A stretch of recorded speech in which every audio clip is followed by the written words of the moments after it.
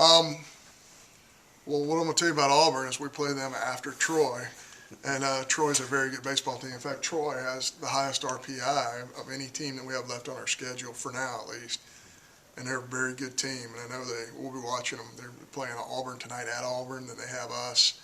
Um, you know, the kid Gill, I think is his last name, freshman, who's going to pitch against us on Wednesday night. Hitters are hitting 200 against him, so he's got a very good breaking ball, and you know, this is a really important game to us on Wednesday night.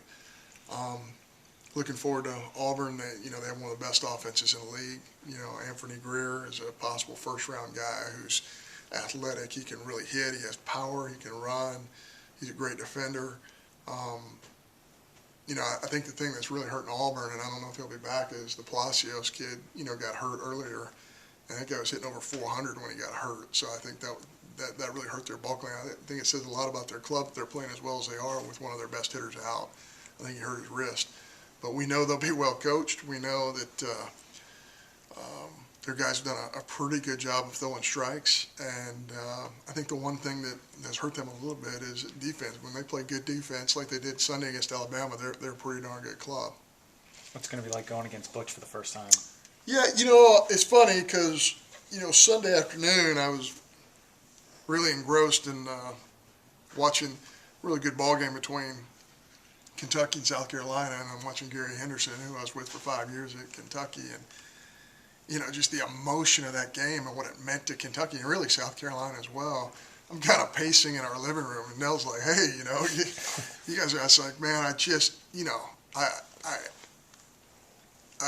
want it for those guys, you know." And it's the same thing now. You know, I'm watching Butch. When we got done on Saturday night, I'm watching the game. I think it either went extra innings or it was the last. You know, they lost in the bottom of the ninth.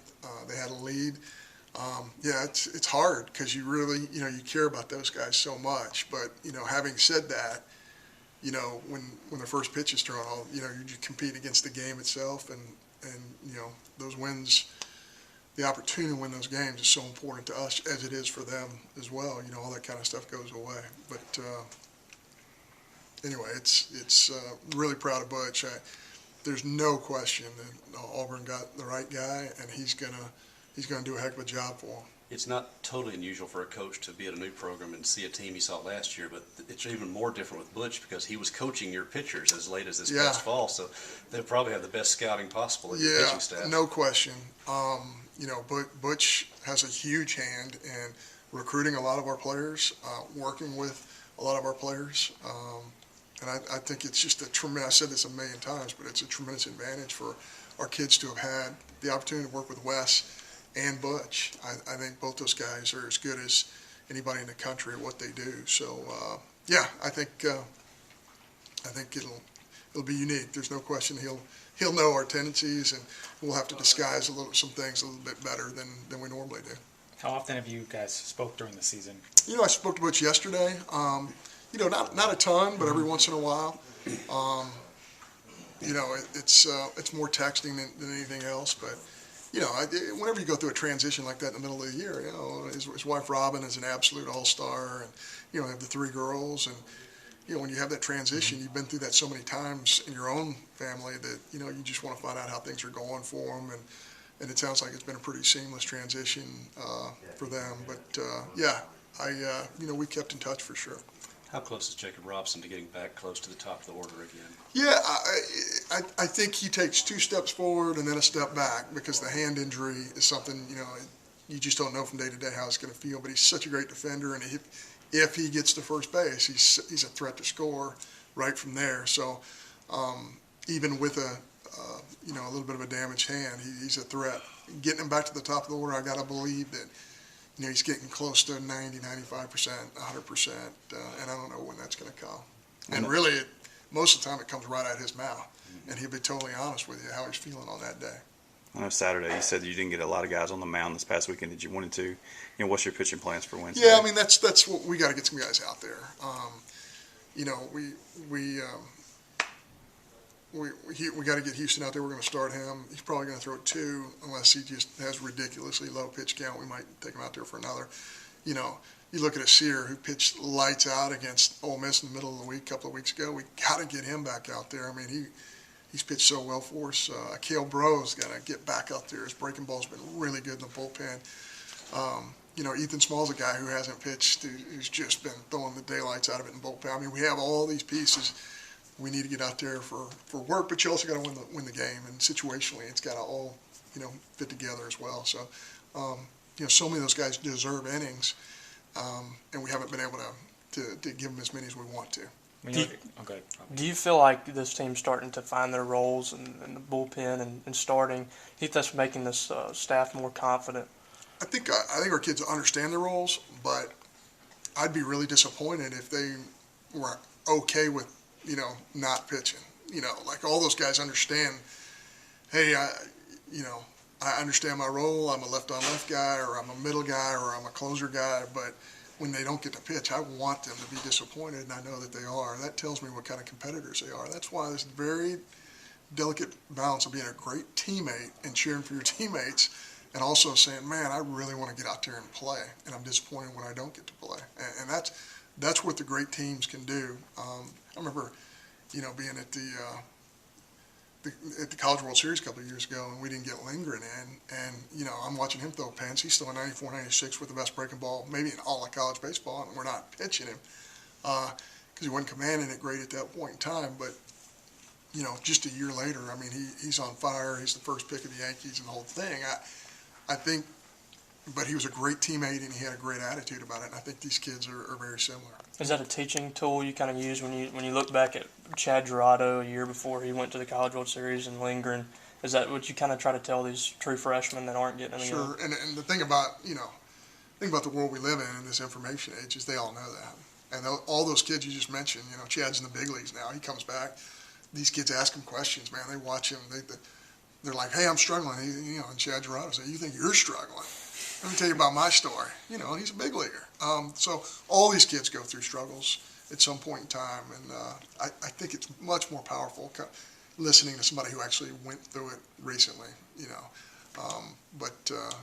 And that's a really neat thing about our program, and it's always been that way. The older guys have always helped the younger guys.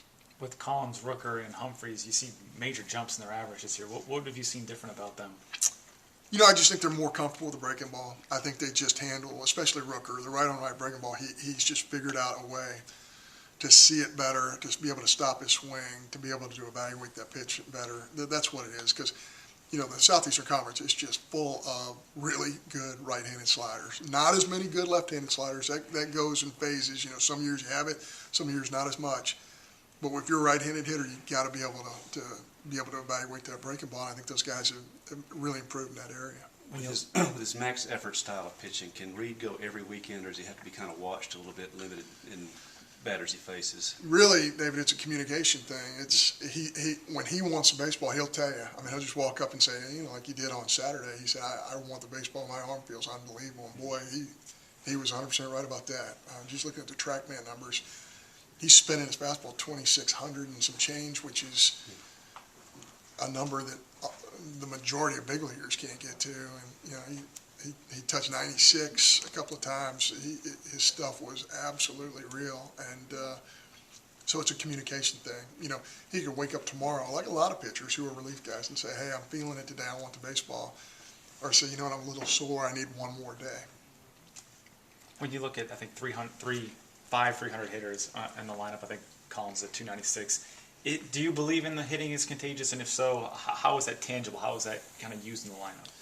Yeah, I think it's contagious just because, when you're watching and evaluating and you see one guy pressure a pitcher in a defense, the more pitches you make that guy throw, the more stress he's under, the more mistakes he's going to make. And if you have a really good hitter in the middle of your lineup and he's forcing a 7-8 pitch stressful at bat for a pitcher, there's much more likelihood that he's going to make mistakes somewhere either in front or behind. So, there's no that's why it is contagious, because you're relying upon the pitcher to make mistakes for you to take good swings. And it's hard. It's hard to command a baseball. It's hard to throw a fastball in with velocity. It's hard to locate that breaking ball in the zone. It's hard to not have big misses and give hitters advantage counts. So if you're a hitter and you allow those things to happen, I believe all that stuff can be contagious with your offense. This is kind of going backwards, but with facing Butch this weekend and thing, How difficult do you think it is for a Dakota or Austin or whoever to go out there and kind of not try to be too perfect and show my former pitching coach, how far I've come, kind of thing? Well, I think every time you're around people that you respect and admire, you want to perform for them. So whether, Butch is, in our dugout or in the other dugout, those guys are going to want to perform for him and show them, hey, I'm improved. But, the other thing too is, I really believe this, they've got Mississippi State on their chest, and we have a handful of goals that we want to achieve in this season, and that takes priority number one. And our kids know that it's a pitch-by-pitch thing. If you start looking ahead or looking at all these outside factors, that's where you really start making mistakes. So I think they understand it's a pitch-by-pitch thing, and they know that they have to be focused. When you're looking for a replacement for Wes Ray and what he was able to do at first base, is Nate Lowe about as good as you can get right there as far as the total package and what he's been able to do? Well, he fits in that nice little sequence of events. He has Division I experience, and he has junior college experience. And the junior college thing, if you go to the right junior college, there's some toughness, that you acquire through that process. You get to play a ton of baseball. They don't have the same type of rules that we have at the Division I level. I mean, it's baseball, baseball, baseball, and the fact that he got to play Division I baseball and experience that, I think it's a unique combination. And you look at Jack Kruger, very similar type of situation, and of course John Holland's in a very similar situation. There's something about that combination of events to where they've all had all these previous experiences that make you ready to play. So we didn't think of him as a replacement for Wes. We just thought, hey, we're going to bring in guys that we feel like are really good players, and however it fits together, it'll fit together. How did he kind of fall into your grasp, I guess, in recruiting? How were you able to snag him? His coach in junior college was we worked together at the University of Florida. We were both assistants to Pat McMahon at the University of Florida, and his name's Ross Jones. And of course, Will Coggin, who's on our staff, was the hitting coach at St. John's River Community College there as well. So we had a lot of ties to this young man, but he really had a great sophomore year. He was Player of the Year in the state of Florida. And I'll tell you something, I've been saying this all along, but he had any luck at all in the first half of our season. I mean, he could be hitting 400 right now. I mean, he hits so many balls hard right at people. It just felt like he had some bad luck, but he never got down on himself, and he never felt like the world was against him. He just kept progressing and kept getting better, and I think he's swinging it as well now as he has since he's been here. He's still on that 2 to 3 week updated time. Yeah, he's moving around better, but I would say he's probably doubtful for this weekend, but he is moving around dramatically better than we thought he would.